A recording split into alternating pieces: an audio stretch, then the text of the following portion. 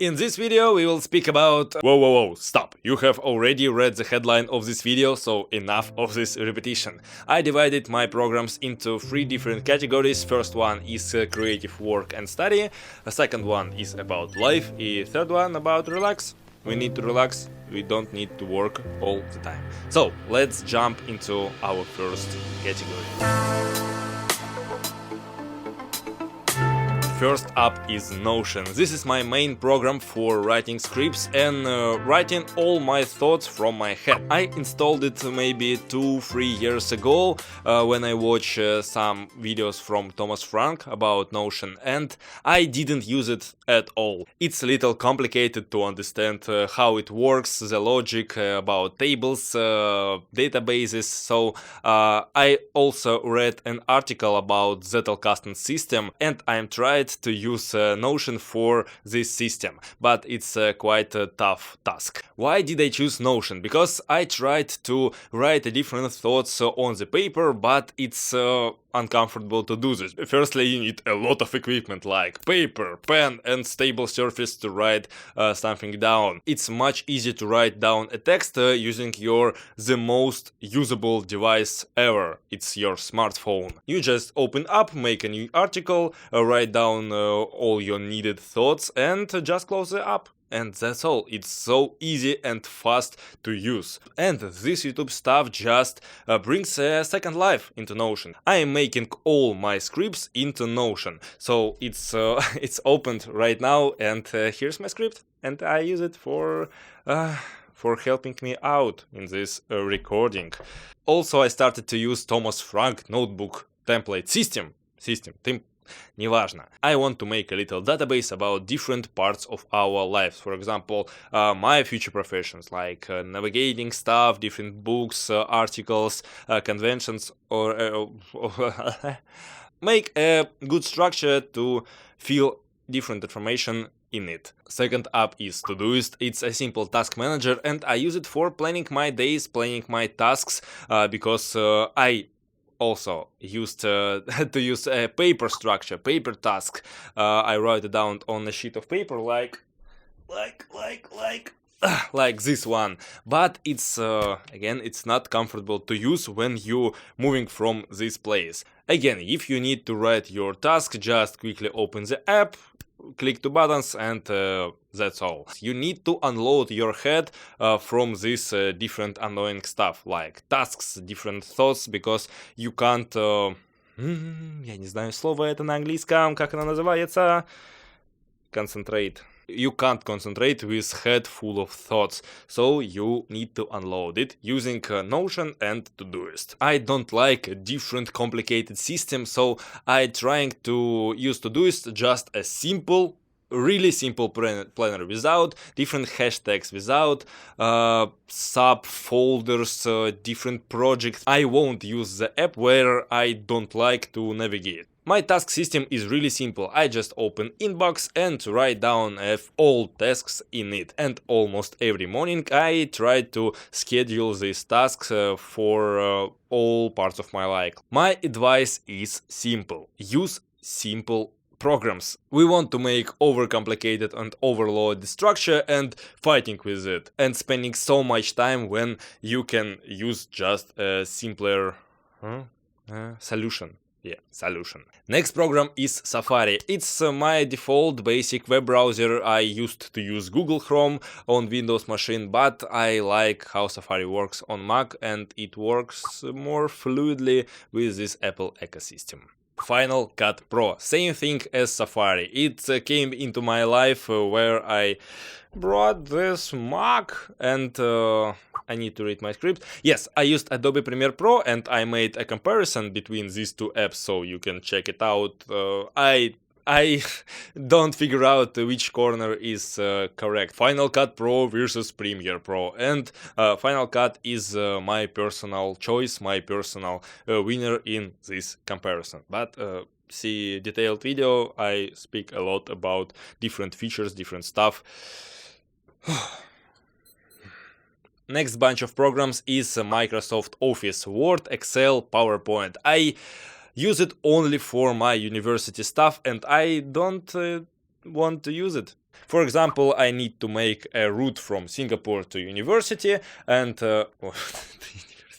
for example, we have a subject in my university about route planning, and I need to plan a route from Singapore to Valparaiso, and I don't know, it's about 100 pages, and I made it 2 years ago, and here is sequel. The most interesting part and most terrifying part, it's this navigational chart. It's about 30 charts to plan my route. I need to spend maybe a whole week to write this route on the navigational paper charts. It's a simple job, simple education. Moving to our next program, which is Adobe Photoshop. I used it a lot on my previous YouTube channels for all these thumbnails. I think it's quite nice thumbnails for 15 years kind of YouTuber. For this YouTube channel, I'm trying to add less graphic Photoshop style. I want to make just minimalistic photo, just cool photo, and that's all. Adobe Lightroom has a similar situation. I used a lot it when I was individual photographer and have different gigs, photo gigs, and I made a lot of photo editing in this app. But in this year I open maybe once a week for, again, just for a thumbnail. Next up, I don't know how to say it, Downie, I don't know. It's just a simple app to download videos from YouTube. And I use it to download all my own videos from YouTube because I deleted my original files and have nothing, but I need to show you my fragments from my previous videos. And also I am making a big library of YouTube videos for my upcoming voyage. It's a really strange and interesting behavior when you have a lot of different movies, cool movies, definitely cool movies, serials, but you prefer to watch YouTube videos. Simple YouTube videos. I don't know how it works. What do you think about it? I can explain only because you want to see a simple life. You want to see a simple person, not an actor, who speaks about his life, about his car, about his travel fields and all other stuff. By the way, speaking about this app, Downie, you can download subtitles from these YouTube videos, and this is a big advantage for me because I am still learning English and I want to see more English videos using these subtitles. So it's a good app and I recommend it to you if you need to download videos from YouTube.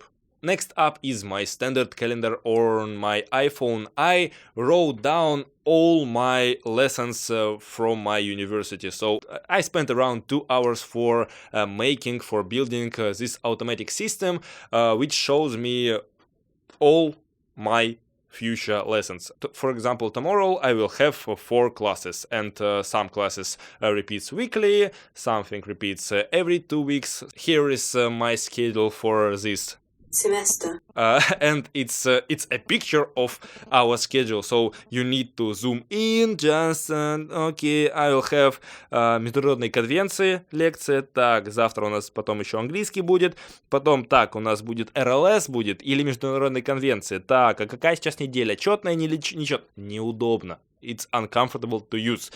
That's why I built this system, and also I wrote down different meetings or different events. For example, this my future duty in the university, which will last the whole day from 5 p.m. to 5 p.m. of the next day. Yeah, that's my life or the future navigating officer. Next program and service that I use is Yandex.Disk. For your understanding, Yandex is the biggest IT company in Russia. It's like a Google, but in Russian. So Yandex.Disk is my cloud storage and it's much cheaper than Google Drive. For 1 terabyte I pay around 1800 rubles for 1 year, when only 200 gigs on Google Drive will cost 2200 rubles per year. So Google Drive is more expensive in 5 times. But I don't know how the whole Yandex works in another country, so don't forget it's Russian technology, Russian IT.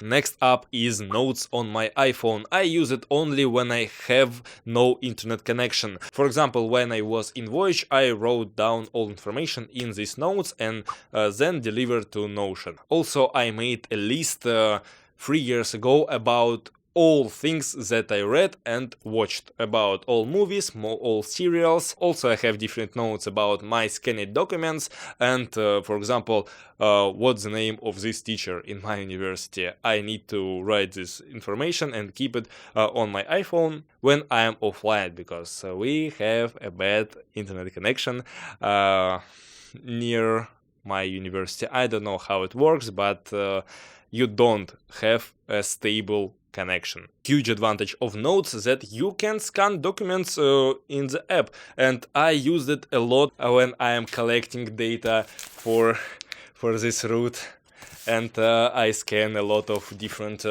Soviet books which don't have electronic version.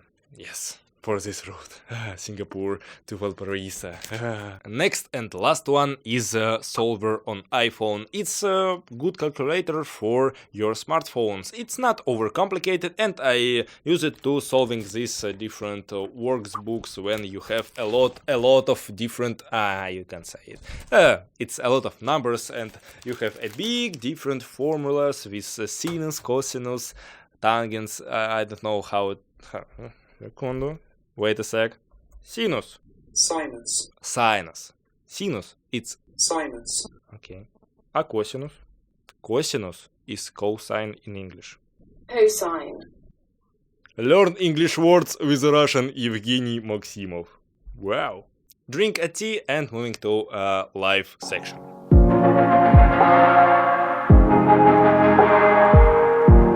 First up is Autosleep on iPhone and Apple Watch, because I use this for tracking my sleep. I wear my Apple Watch during my sleep session, and this app collects different data, shows you a trend of your sleeping sessions, and it's okay. But I don't like the UI of this app because it's too old, I think. And big advantage that you don't need to pay a different subscription for tracking your sleep. You pay it once, I don't know, $5, and that's all. It's a perfect solution for you because, well, I don't like to pay a subscription for nothing. As user, I hate this trend. As a businessman, I can understand why subscription model is everywhere. Pay for our music, our movies and series, about meditation, about sleep tracking, about different ambient noises to help you sleep better,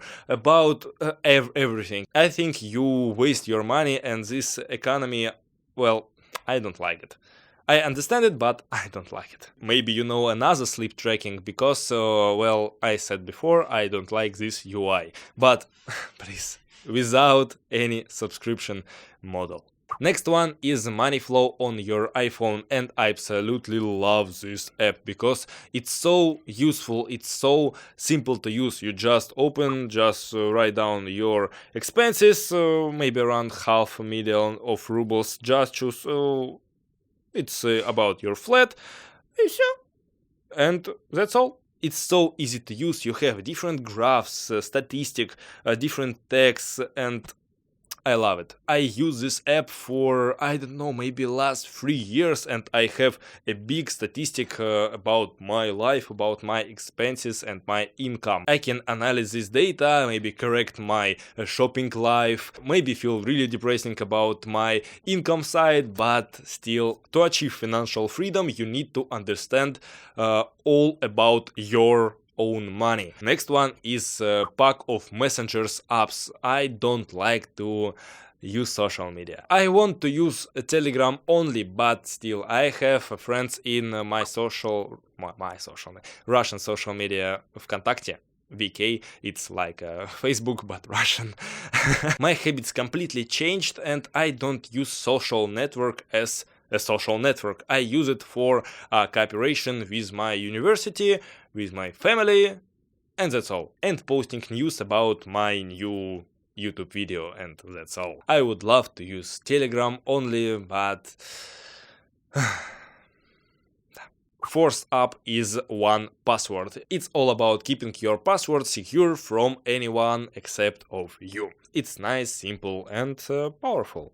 Recommended to you, but it's have subscription, and I hate it. Small app, but really powerful is Moom. Moom.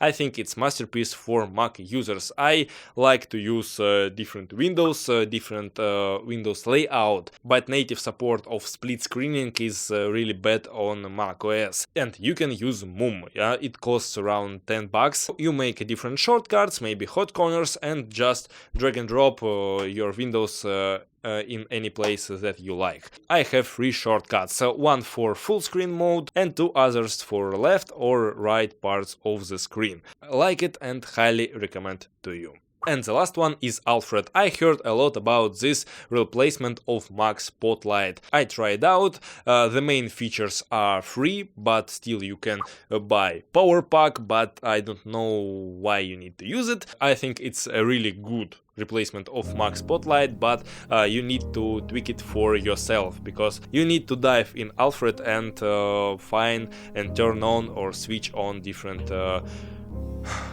buttons, settings, and all this stuff.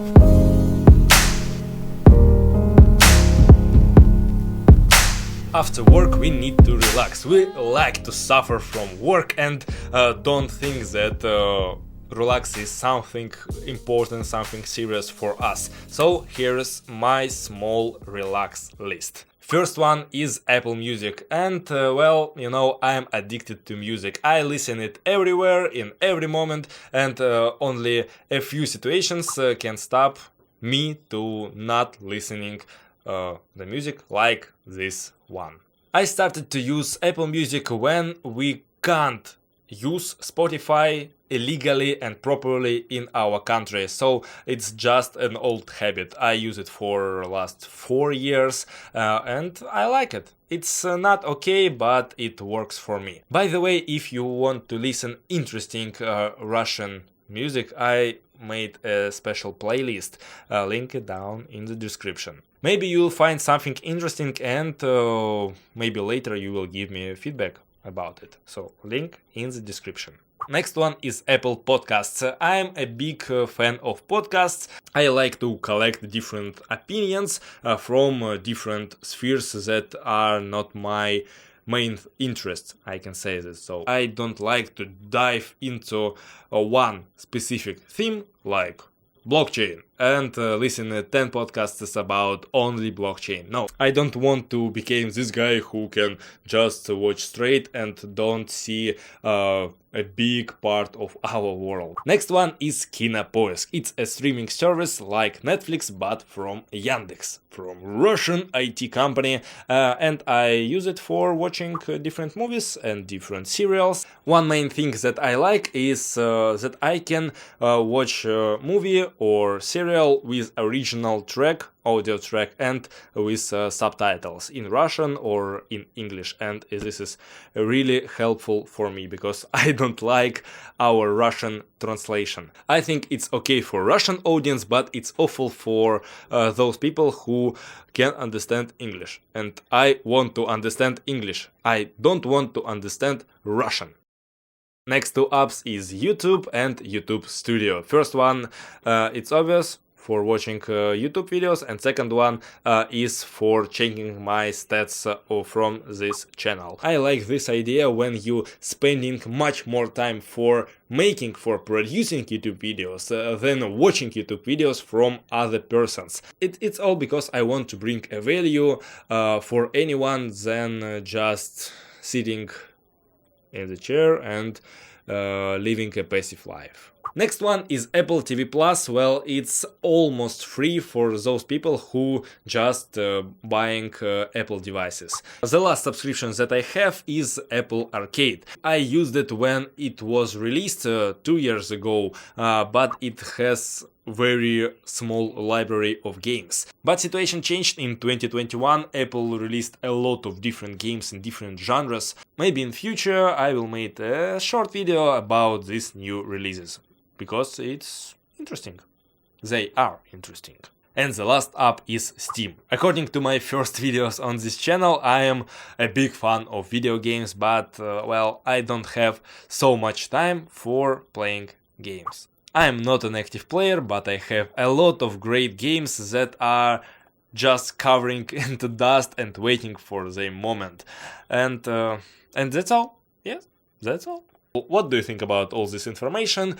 Comment section is waiting for you. You know, comment section is waiting for your comment. It's quite depressing without your comment. So leave it down below. Don't forget to check my Skillshare classes or my Apple Music playlist.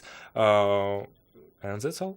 Я пойду мучиться с вот этими картами, а потом буду отдыхать, играя в Disco Elysium. Удачи!